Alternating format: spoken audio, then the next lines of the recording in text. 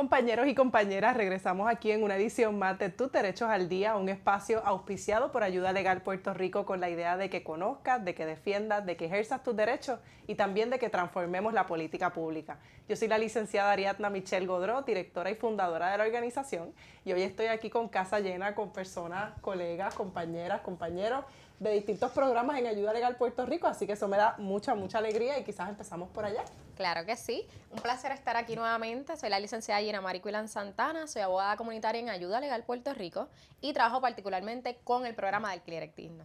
Saludos, mi nombre es Camilo Guadalupe Torres, licenciado y abogado comunitario en el programa de Derecho a tu Casa, que luchamos en contra de las ejecuciones de hipoteca. Y yo soy Verónica González del programa Recuperación Justa. Bueno, Verónica, en el primer intento de este espacio del día de hoy hablábamos, ¿verdad? O comentábamos de que usualmente somos tú y yo aquí, a veces con Verónica, hablando de temas de justicia económica o tú desde el tema de los desastres, así que nos gusta mucho tener casa llena y tener casa llena hoy en particular, no para necesariamente hablar de temas de vivienda, sino para hablar pues de lo que ha estado transcurriendo esta semana. Sí. Estamos en la semana del 1 de mayo, que es el Día Internacional de las Trabajadoras y los Trabajadores. Y pues como siempre, el espacio de la protesta o el espacio de la movilización. Y por qué no entonces comenzar hoy hablando un poco de ese derecho a la protesta que está cobijado por la libertad de expresión y hablar un poco de lo que ocurrió en esas manifestaciones.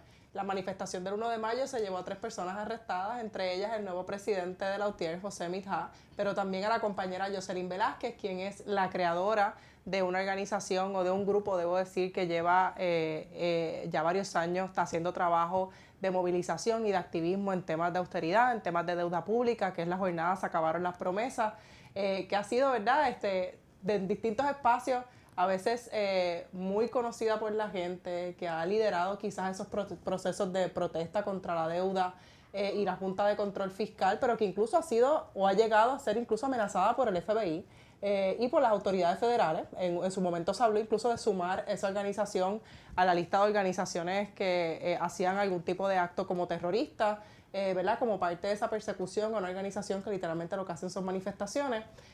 Y entonces el arresto también de Eva Ayala, una líder del magisterio que durante los últimos años ha estado también liderando distintos procesos que tienen que ver con la lucha por el sistema educativo público del país, pero también por los derechos de las trabajadoras y los trabajadores. ¿Cómo lo vemos, Camilo?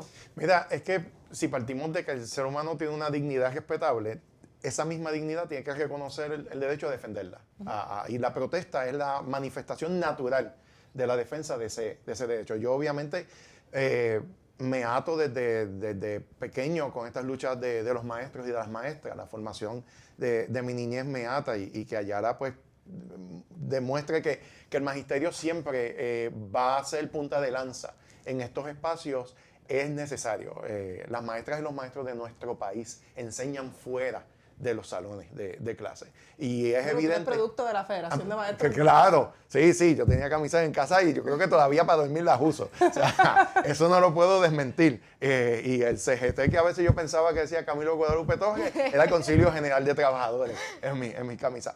Pero lo cierto es que esos espacios hay que ocuparlos, esos espacios hay que protegerlos y es vital que, y hablamos muchas veces del paso de batón generacional y es vital ese proceso de aprendizaje. O sea, la defensa de la protesta no solamente es en lo sustantivo, sino ese proceso de que es necesario que el pueblo reconozca la necesidad de preservar esa defensa, tanto por los derechos que se están protegiendo y exigiendo, pero por el mismo hecho de la protesta misma. Y alrededor del tema del derecho a la protesta como un derecho fundamental protegido por la libertad de expresión, cosas que escuchamos a veces, ¿verdad, Verónica? Y a veces vemos esto desde una perspectiva bien académica y lo podemos ver, ¿verdad?, desde los espacios que ocupamos dando clases a estudiantes en las universidades, y hablo de la experiencia de ambas, pero también verlo un poco como ese ejercicio literalmente cotidiano, el derecho que tiene la gente a protestar, sea que estás protestando esa factura de la luz, sea que estás protestando esa factura de agua, en esa protesta individual de la mamá que dice yo no me voy a mover de aquí hasta que me atiendan, porque yo tengo derecho a que se me revise esa factura, o yo no me voy a ir de aquí hasta que abran los comedores escolares, hasta esa protesta colectiva que a veces pensamos, porque pasa cada 1 de mayo, que porque pasa, ¿verdad?, y se sigue repitiendo, porque a veces vemos las mismas gente, las mismas caras, los mismos grupos, deja de importar. Pero la manifestación, decían por ahí, ¿verdad?, que la protesta es el primer derecho, porque te permite acceso a otros tantos derechos. Y Gina, yo sé que tú también eres producto de maestra de escuela Así es. pública, y un saludito a Judith, ¿verdad?, que siempre nos está mirando, y a Así Norma y a Ismael. es. Pero un poco, ¿verdad?, ¿cómo lo ven? Sí, definitivamente. Un saludito a mi madre y agradezco, ¿verdad? ¿Su apellido? Exactamente. Agradezco que desde pequeños a mi hermano y a mí nos llevaba a las protestas. Eso fue nuestra escuela prácticamente, llevarnos a esas protestas con el propósito de reclamar los derechos de las personas maestras. O sea, eso para mí es una de esas experiencias que más guardo y que más me llevo y que más aplico a todo el trabajo que hago. Pero precisamente yo creo que hay que hablar mucho de este tema, del asunto de las protestas, porque la protesta es un derecho humano, pero también reconocido por la Constitución, tanto federal como local. Y surge de ese derecho a la libertad de expresión, a la libertad de asociación. A veces las personas no entienden por qué se dan las protestas, por qué cada 1 de mayo la gente sale, y no solamente porque es su derecho, pero es porque hay que reclamar. Y hay tela para cortarla, o sea, hay de qué hablar, y hay aspectos que hay que reclamar semanalmente por las situaciones que estamos atravesando de país y por la opresión que tiene el gobierno contra nosotras. Y razones sobran, ¿no?, para salir a la calle, razones sobran para manifestarse. Nosotras desde Ayuda Legal Puerto Rico obviamente defendemos el derecho a la protesta, que como bien tú dices está cobijado por la libertad de expresión. A veces la gente piensa que este es el derecho de los pelú, o como cuando se habla del derecho de libertad de prensa y la gente piensa que es nada más el derecho de los periodistas, pues entender que tanto el derecho de la protesta es derecho de todas y todos y todes, y el derecho de la libertad de prensa también, es de quienes quieren ejercer ese espacio en la democracia. Y entonces quizás hablar un poco, Verónica, de todos estos mitos que se construyen alrededor de la protesta, ¿no? La gente, por ejemplo, siempre hay alguien que dice pues que la protesta es una pérdida de tiempo. Ese tema no lo vamos, eso es como pelear dogma, eso no lo vamos a pelear. Pero también hay un debate sobre las estrategias de lucha y cuáles son los mecanismos, porque dicen es que la protesta incomoda, es que la protesta cierra calles, como pasó en el caso de la protesta del 1 de mayo, pero es que la protesta por diseño tiene que incomodar. Una protesta que no incomode, por definición, no es una expresión efectiva. Y, ¿verdad?, si vamos a la parte legal, se ha reconocido que para que pueda funcionar la libertad de expresión, la expresión tiene que ser efectiva, se tiene que poder escuchar, tiene que poder utilizar espacios como las calles, como las aceras, libremente y no como lo vimos el 1 de mayo, ¿verdad?, con la intervención de la policía. Verónica, cuando te dicen tus derechos empiezan donde terminan los míos. Ay, señor. Nada más en términos semánticos es tan problemática esa frase, perdón por ponerlo así. Pero los derechos no terminan, punto. Y no terminan nunca, mucho menos en relación a otra persona. En todo caso, lo que pueden es ceder ante intereses de mayor jerarquía, ¿verdad? Porque tampoco los derechos no terminan, pero eso no significa que uno pueda hacer lo que le dé la gana. Es la razón por la que uno no puede entrar a un cine y gritar fuego, ¿no? Hay un interés en proteger la seguridad pública, ¿verdad? Por las consecuencias que eso puede tener. Se pueden hacer restricciones de forma, tiempo, manera para evitar impactos en otros intereses que pueda tener el Estado de interés en proteger, valga la redundancia. Pero eso no tiene nada que ver, ¿verdad?, con el derecho que pueda tener una persona, un grupo de personas, de expresar sus ideas o sus opiniones. Ciertamente no puede ir dirigida al contenido. Las protestas pueden ser incómodas para alguna gente. Yo vivo en Atorrey, cuando cierran una calle, yo me afecto. Yo entiendo la frustración de no poder salir de tu casa, de estar en el tapón, pero una protesta que no se ve no tiene ningún sentido, porque ese es el propósito, visibilizar, ¿verdad?, un reclamo, una lucha, una idea. Esta idea yo creo que la gente tiene, que nos han querido imponer, de que la única forma de protestar correctamente pues es una protesta que no molesta a nadie, que no interrumpa a nadie, que no se ve, no se escucha, y si es posible, mejor no lo haga, ¿no? Y es una forma de esconder esos reclamos. Y esos reclamos, y aunque podemos distinguir, ¿verdad?, entre los diferentes tipos de estrategias, la verdad es que la protesta ha sido fundamental para alcanzar cosas que ahora damos por sentado. La razón por la que los niños no trabajan son luchas obreras. La razón por la que tenemos fines de semana, la razón es porque nos pagan tiempo extra si trabajamos más de 8 horas, vacaciones pagas, tiempo por enfermedad, resultado directo de luchas obreras que se ganaron en la calle, protestando literalmente. Y entonces el rol de la policía, ¿no? El rol de la policía como ese brazo que pues usualmente está haciendo la parte del Estado. El rol de la policía es en las protestas, y esto lo vimos, ¿no? Y lo hemos visto a lo largo de los años. Ahorita vamos a hablar un poco de Vieques, y en el caso de Vieques, ¿verdad?, es terrible porque es su peor manifestación, claro. Pero ver ese rol de la policía que usualmente no está ahí para guardar perímetros o guardar espacios de orden, sino para proteger los intereses de una de las partes. En particular, la policía, que entonces hace uso excesivo de la fuerza o despliegues excesivos de la fuerza. Este 1 de mayo no tuvimos las mismas escenas que tuvimos en el 2017, cuando en aquel momento éramos el Comité de Acción Legal y se formó aquel salpa afuera, y pues pasó lo que pasó, y entonces el cristal del Banco Popular importaba más que cualquier otra cosa que hubiese pasado en el mundo, y pues hasta uniones allí, se arrancaron las vestiduras, saliéndose, desafiliándose las personas que protestaban por el gran insulto a la patria al tumbar el cristal del Banco Popular. Sí vimos, por ejemplo, despliegues de la fuerza que tienen un impacto directo en la manera en que la gente se puede expresar. Si la libertad de expresión es un derecho fundamental, reconocido en las constituciones, reconocido a nivel internacional, y la protesta es parte de la libertad de expresión, cuando el Estado se mueve y te pone, por ejemplo, esas filas de policía, esas filas de las motorizadas, eso crea lo que se llama, ¿verdad? Decimos por ahí un chilling effect, pero es un efecto de no querer moverte, de no querer ejercer tu derecho. Igual que cuando el cateo patrio, ¿verdad? La que era entonces alcaldesa, pues puso aquella, ¿te acuerdas? Las perreras aquellas que se ponían en las aulas. Era como una verja, alambre de pollo. ¿Cómo se llama eso, Camilo? Sí, no, alambre de pollo. Exacto.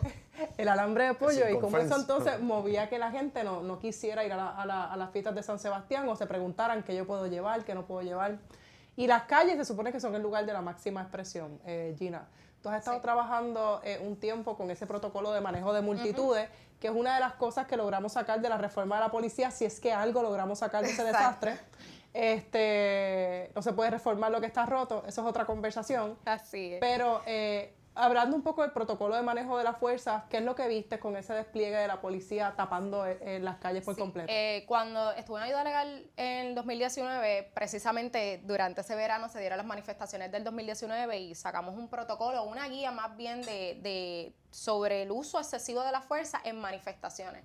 Y lo que establece ese protocolo de la policía y qué no debe hacer la policía. Y nada, es bien importante cuando estemos en estas manifestaciones, ¿verdad?, tener en cuenta qué no debe hacer la policía y cuáles son los límites. Lo debe tener en cuenta la policía, sin duda alguna, pero nosotras también con el propósito de conocer nuestros derechos y poderlos ejercer.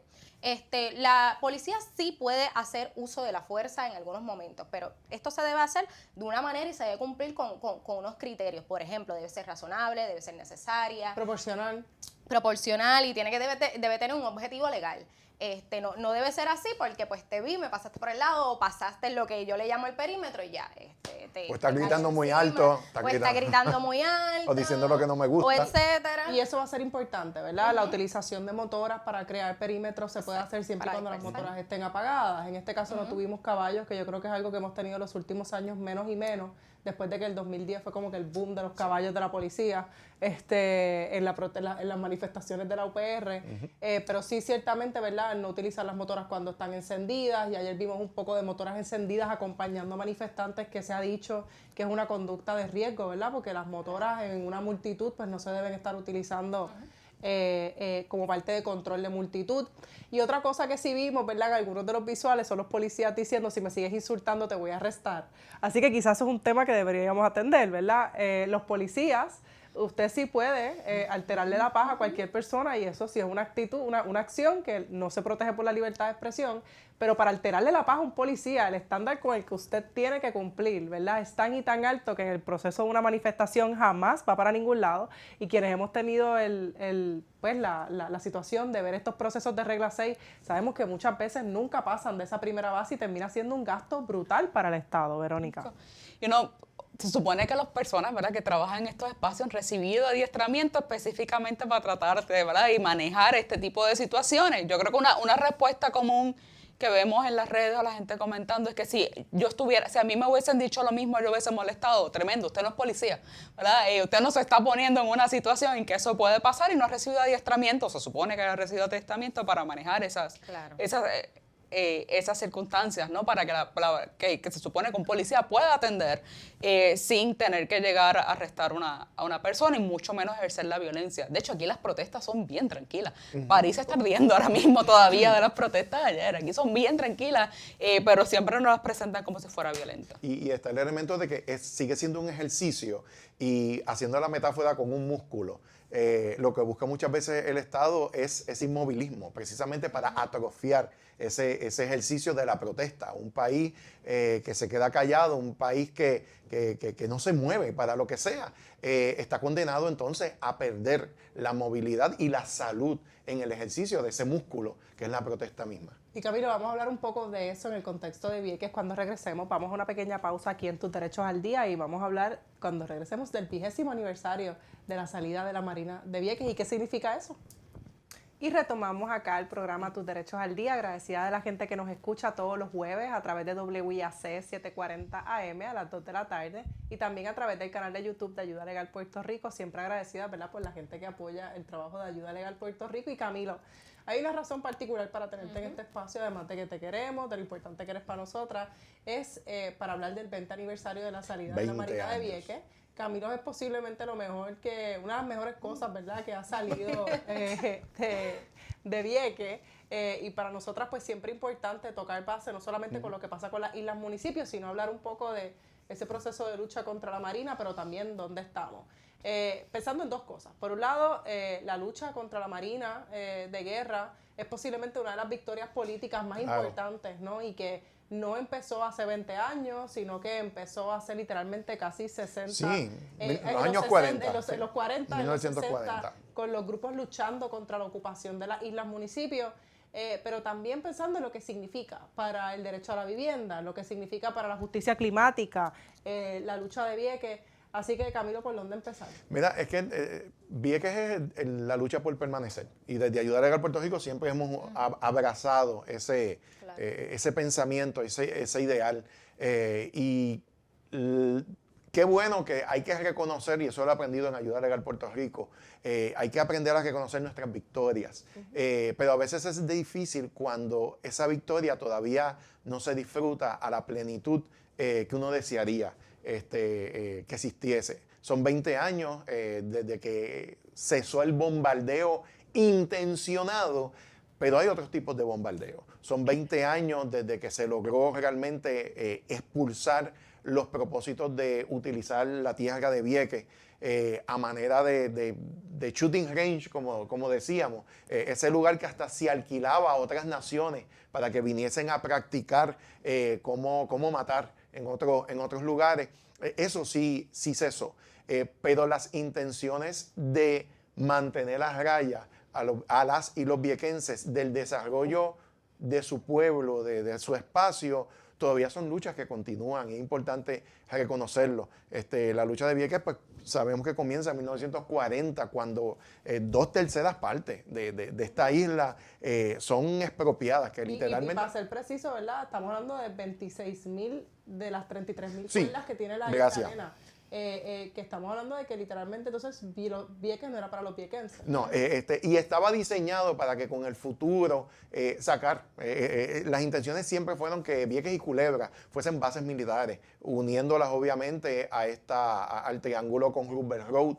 Y era interesante, todavía hoy yo escucho personas que dicen, al hablar de las situaciones que todavía Vieques tiene que estar enfrentando y son situaciones que vivimos en el resto del archipiélago, pero son reales, la falta de vivienda, la falta de recursos, la falta de empleo, y que haya personas que todavía a estas alturas digan, pero para eso es que quisieron sacar la Marina, para estar peor que antes, sin ellos entender qué es lo peor, sin ellos entender y reconocer todas las cicatrices emocionales, de salud, de proyectos, de municipios que todavía permanecen en generaciones y cómo ese ejercicio de esa protesta generacional todavía se tiene que estar preservando y protegiendo. Y regresar un poco a la protesta, ¿verdad? Cuando hablamos y hablábamos cuando estábamos en la pausa, de que sí es cierto, uno utiliza la protesta como a veces un recurso después de tratar de utilizar muchos otros mecanismos que no son efectivos.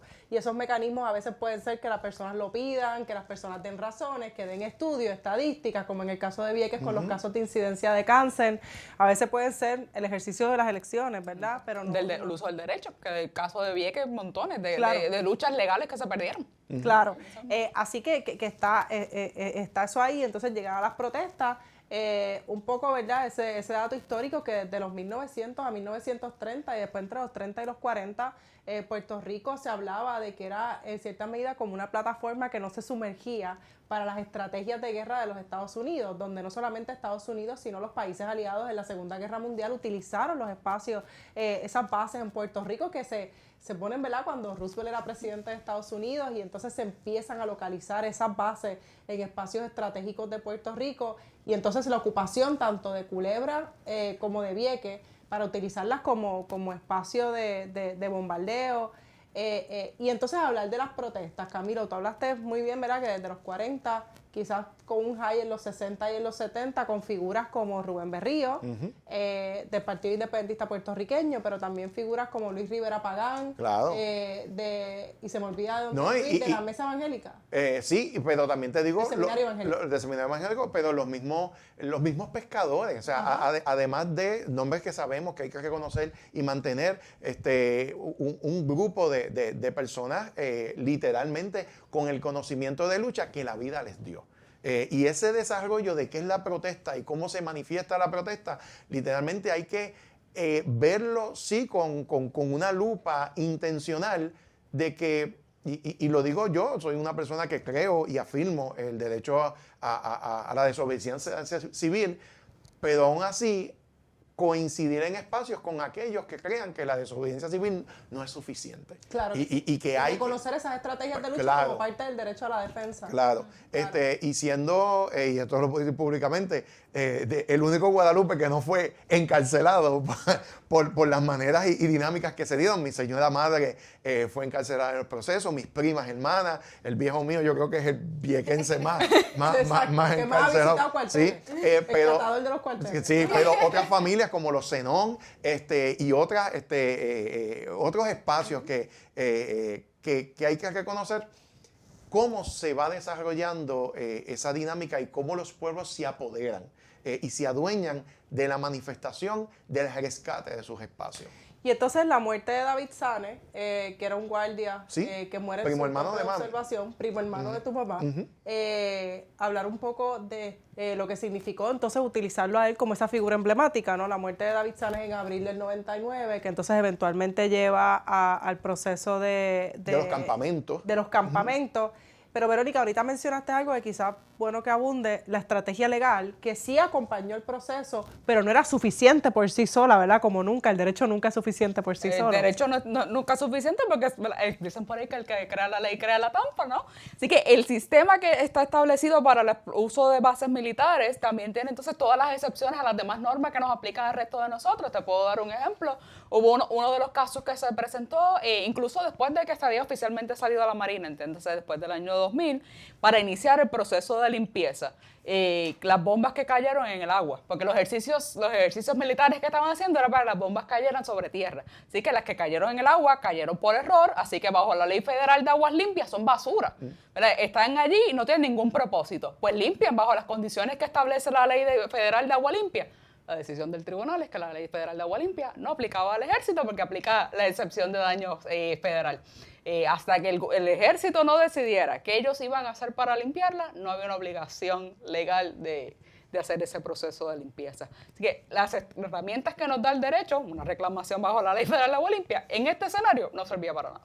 Claro, y también entonces quizás el derecho como algo que facilitaba la desobediencia civil en el sentido de gente entrando y tener representación legal, pero más como una herramienta de acompañamiento.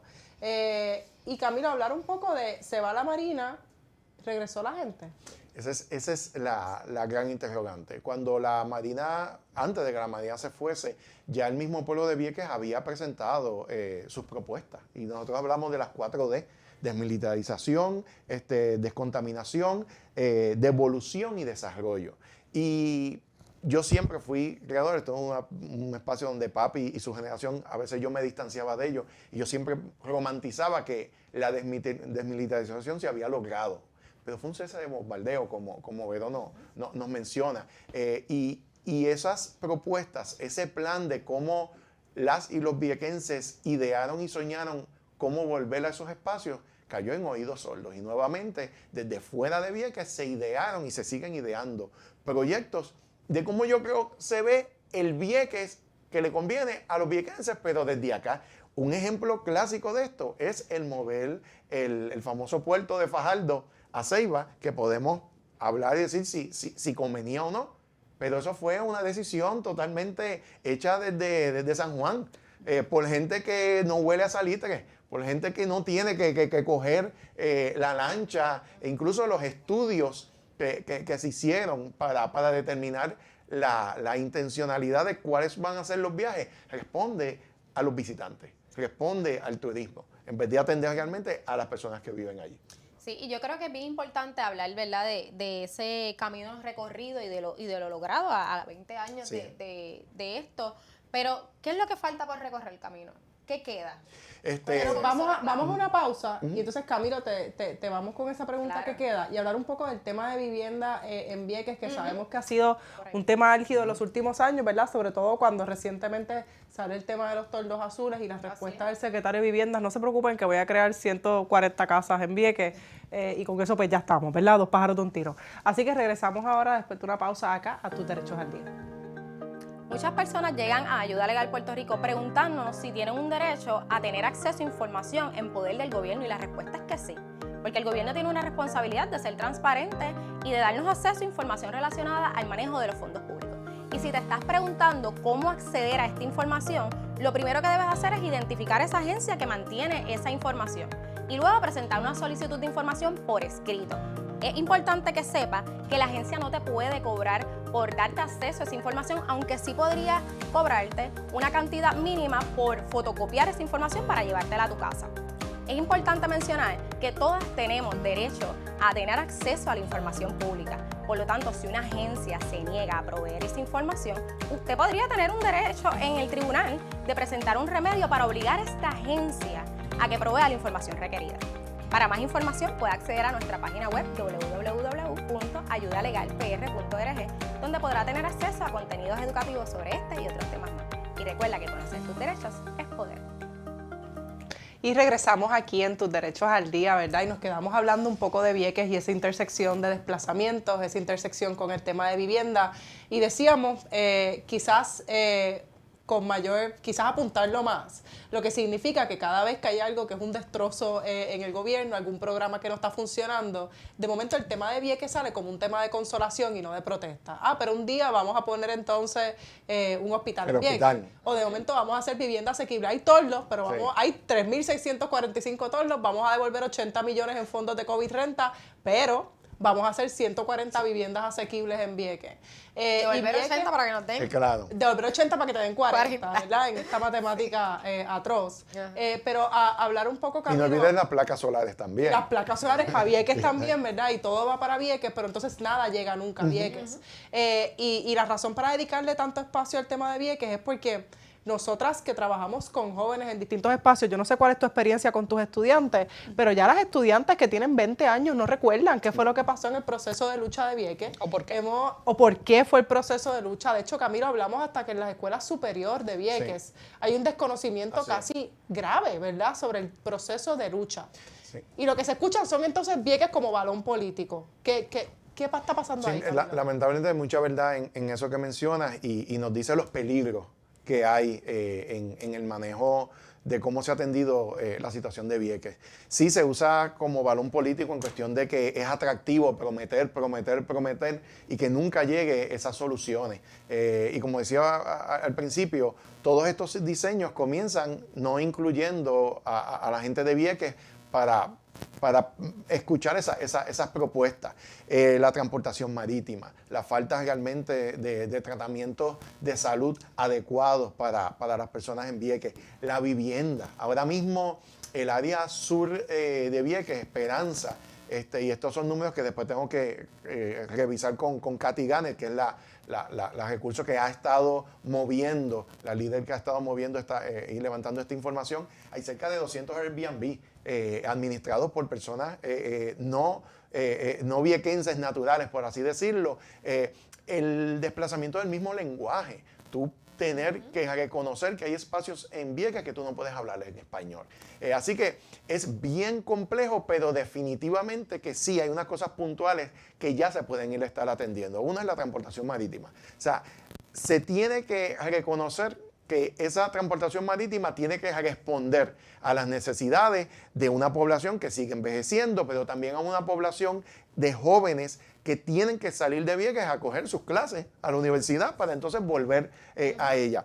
Y la necesidad de una vivienda que responda al Vieques de ahora. Tenemos un hacinamiento, tenemos gente rescatando viviendas que han sido abandonadas en números que nos sorprenden.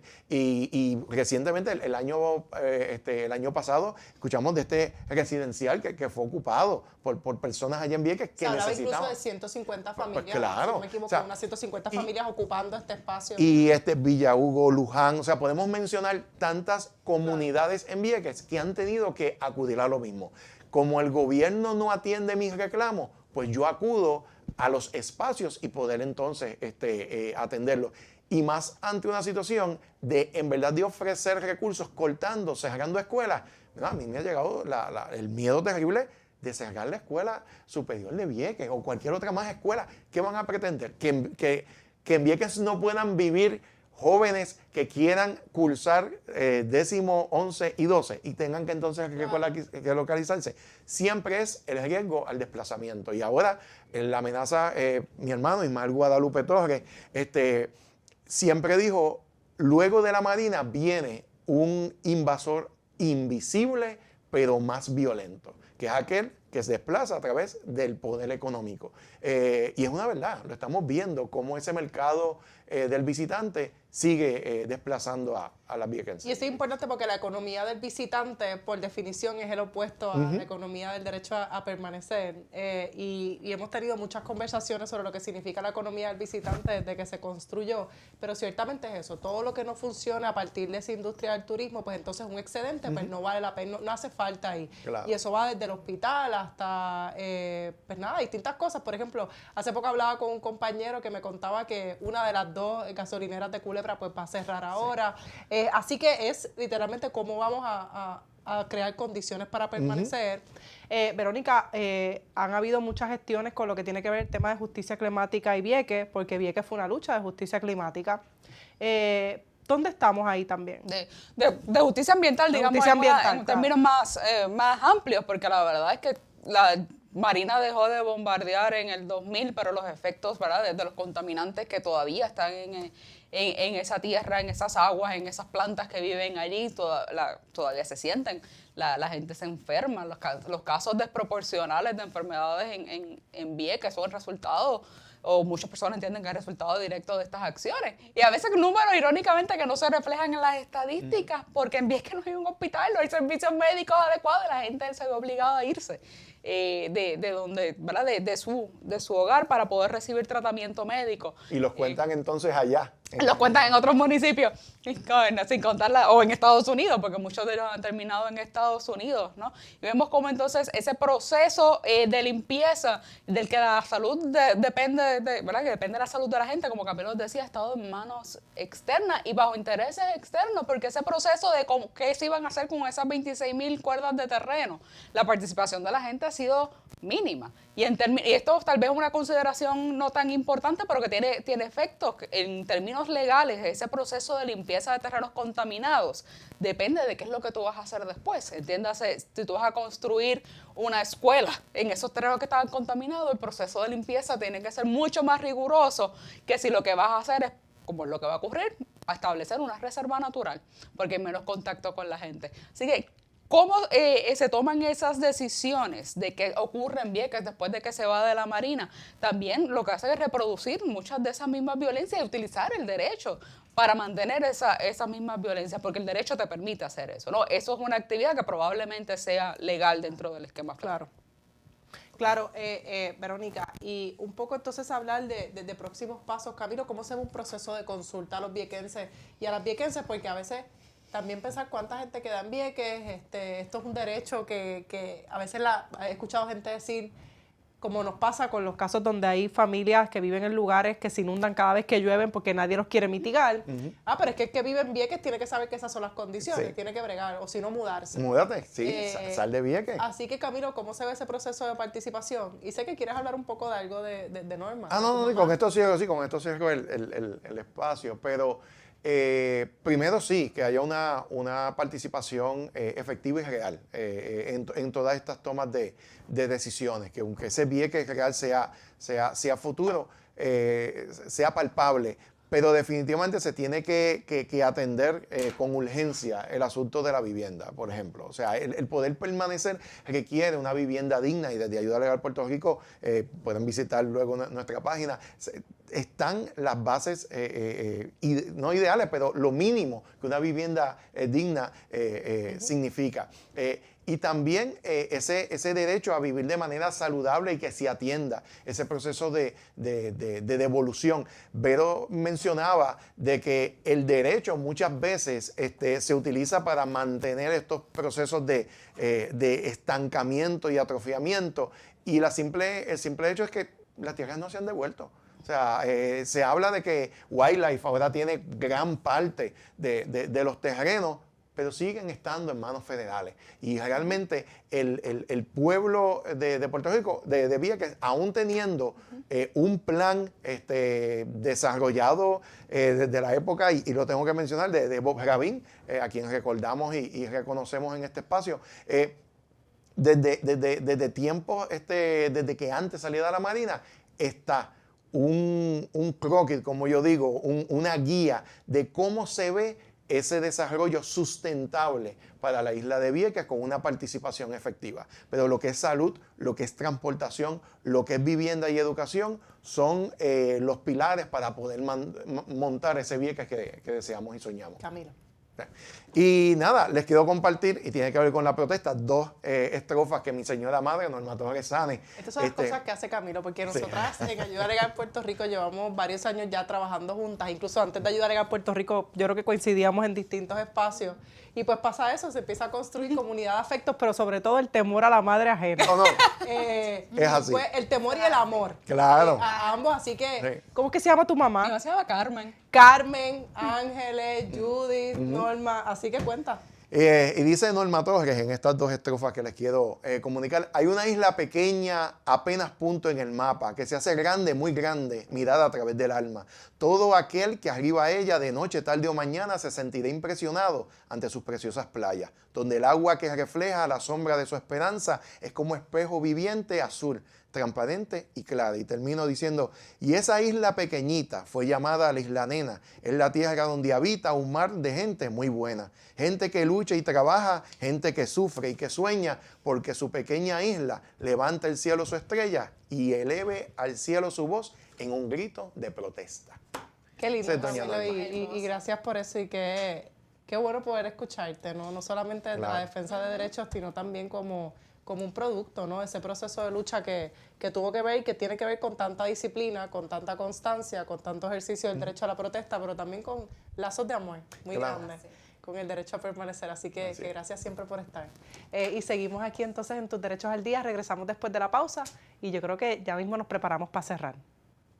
Y regresamos acá en Tus Derechos al Día, quizás con esta última parte para hablar un poco, ¿verdad? Hemos estado hablando del 1 de mayo, del proceso de protesta, hablamos un poco de Vieques y atarlo con algunas de las necesidades que tienen que ver tanto con algunos de los reclamos de Vieques, que es la falta de desarrollo económico y de oportunidad, pero también de las condiciones laborales de quien solamente tiene la industria del turismo como la única salida, ¿no? Para los jóvenes que están en Vieques.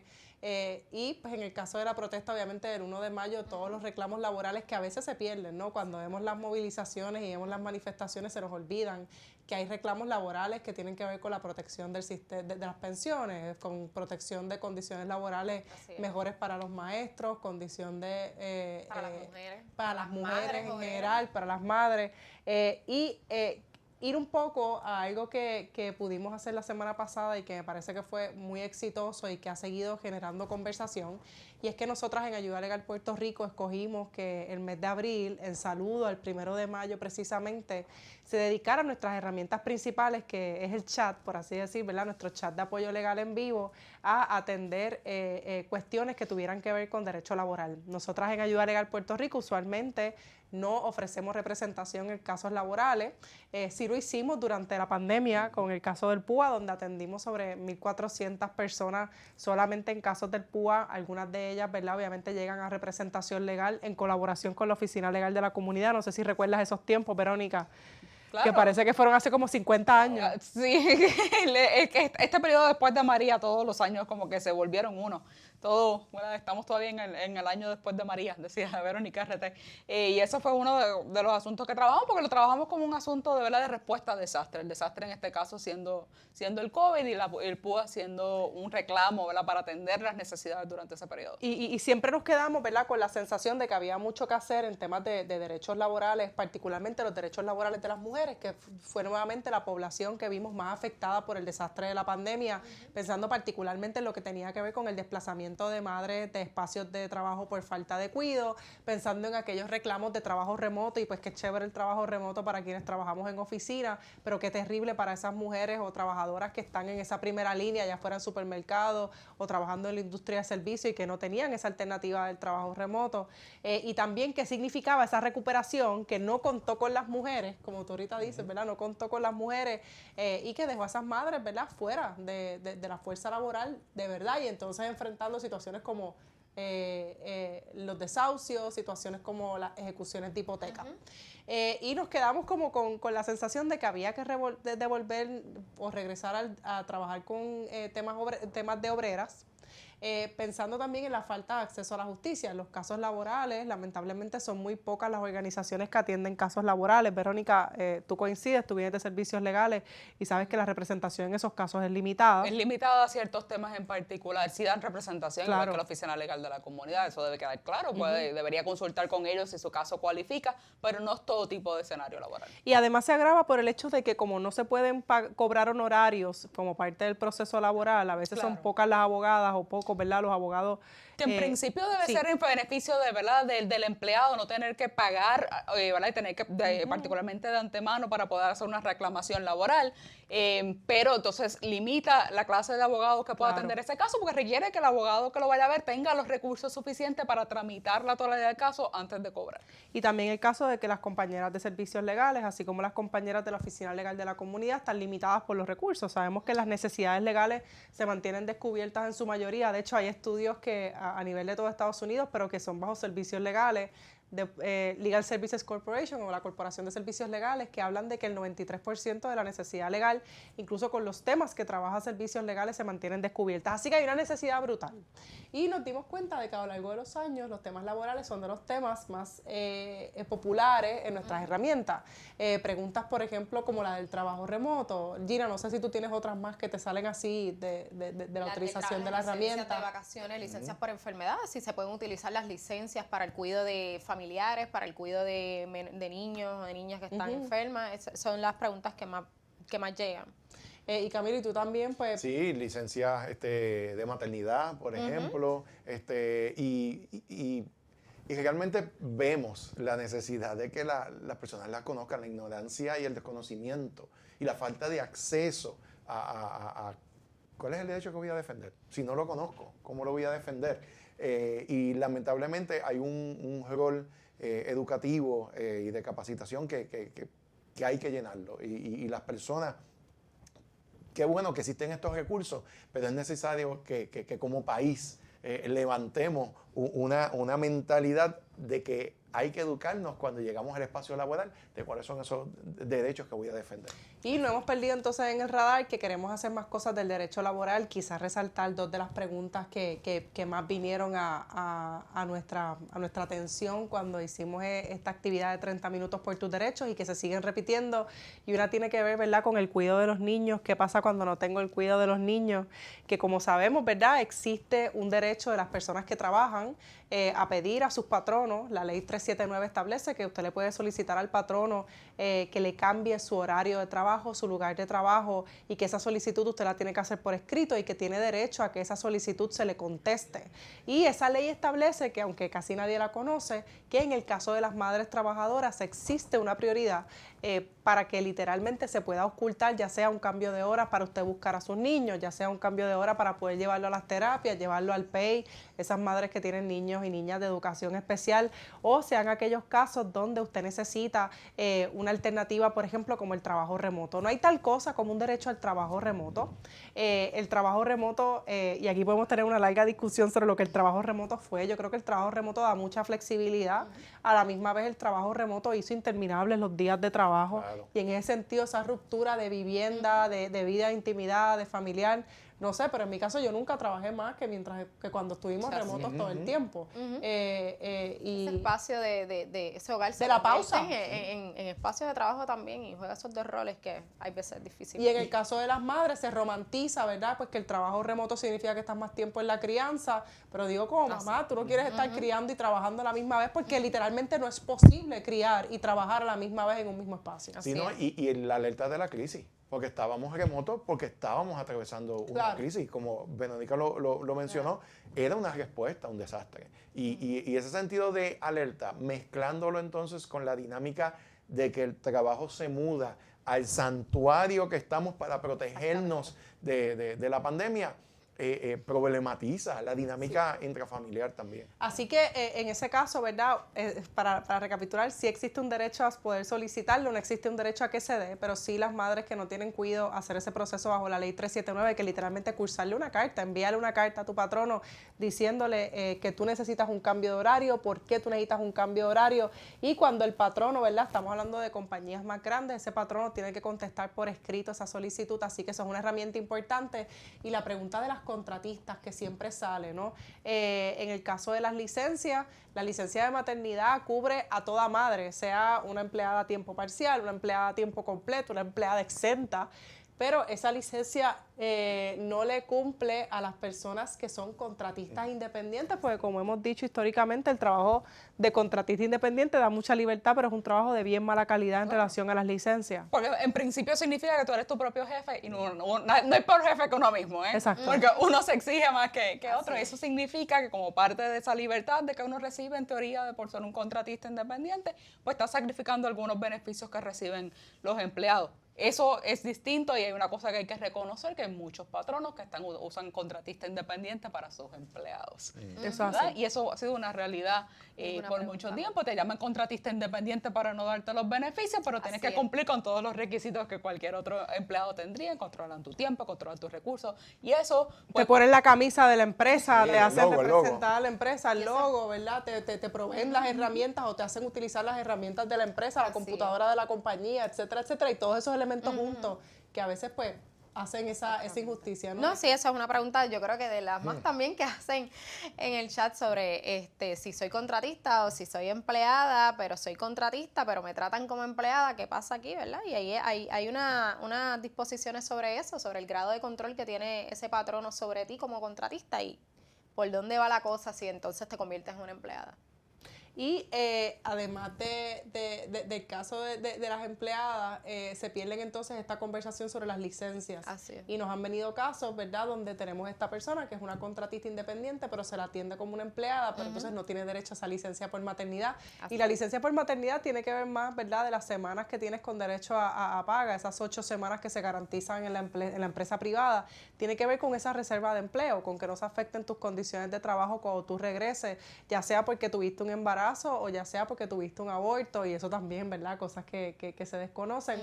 Pero el experimento de tener el chat destinado a temas específicos los viernes de cada mes, yo creo que fue bien bueno y nos ayuda a ver la importancia. Ahora en mayo también vamos a estar dedicando esa herramienta del chat de Ayuda Legal Puerto Rico que atiende a miles y miles de personas y no es un AI, vamos a estar integrando AI, pero prontamente vamos a anunciar cómo.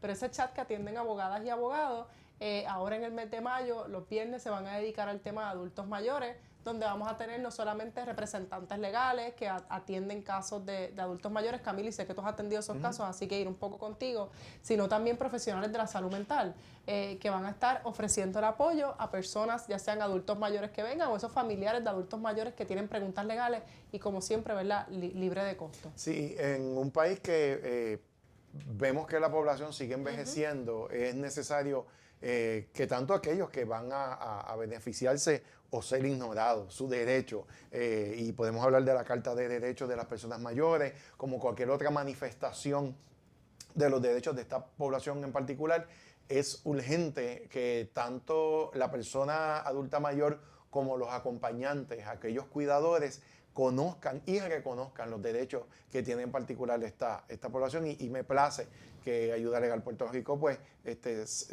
intencionalmente pues separe un espacio para eso mismo, para provocar no solamente la educación, sino la conversación. Quería aprovechar también que necesitamos que la gente visite el chat no solamente para que se eduquen, sino que esa dinámica permite que nosotros también reconozcamos temas que tal vez nosotros necesitemos entonces desarrollar más o atender más, porque es precisamente con esa dinámica particular en vivo, en tiempo real, que nosotros escuchamos también, no solamente... Y ajustamos el plan de trabajo como siempre hemos hecho. Exacto. Nosotros partimos de la educación popular, yo sé que es bien difícil a través de un chat hacer ese tipo de dinámica, pero les escuchamos.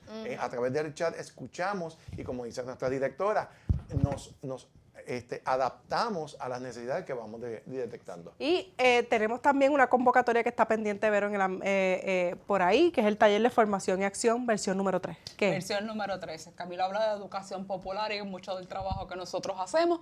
Como nosotros aprendimos a hacer ese trabajo, pues la mayoría de nosotros como estudiantes de Derecho. El taller de formación y acción es un espacio que creamos dentro de Ayuda Legal para darle la oportunidad a estudiantes jóvenes de Derecho que estén interesados en aprender, conocer, compartir con otras personas que quieren ver el derecho de una forma distinta a lo que es la práctica tradicional, ¿verdad? Lo que vemos en las películas de qué hacen los abogados, lo que escuchamos en la calle, qué hacen los abogados. Y este 15 y 16 de junio vamos a estar dando una serie de talleres y seminarios para los estudiantes que soliciten admisión, que lo pueden hacer a través de nuestra página de internet. A través de nuestras páginas de internet, búsquenlo en nuestras redes sociales, en Instagram y en Facebook está la convocatoria para estudiantes de las 3 escuelas de Derecho. Tienes que ser estudiante desde que estás en tu primer año, eres elegible. Como dijo Verónica, ¿verdad? Hemos estado tratando de construir una comunidad de estudiantes y de futuros abogados que trabajen con temas de apoderamiento legal. Es gratuito. Le damos un estipendio, ¿verdad?, para efectos de las millas, de viaje, para que la gente pueda venir y el público sea lo más diverso posible. Así que si eres estudiante de Derecho y este verano no tienes la fatal reválida, o si la tienes y necesitas un espacio de ocio, que yo creo que es importante, ese taller de formación y acción es una oportunidad que nos hace a nosotras jugar, hablar y también compartir con la idea de continuar de ese pase de batón que no nos toca todavía, como en unos cuantos años, ¿verdad, Verónica? Verónica se quiere retirar a los 50 todavía. A los 45, yo tengo fe. A los 45, pero mientras Verónica se retira, ¿verdad? Esa idea del pase de batón, de que después de que nosotras estemos, igual que alguien lo hizo con nosotras, demostrar que hay otras maneras de ejercer el trabajo legal. Así que con eso en mente, yo creo que podemos despedir este espacio, agradecidas por esta conversación, agradecidas también a la gente que hemos nombrado, ¿verdad? Y esas palabras que ahorita nos leyó Camilo, y con la convicción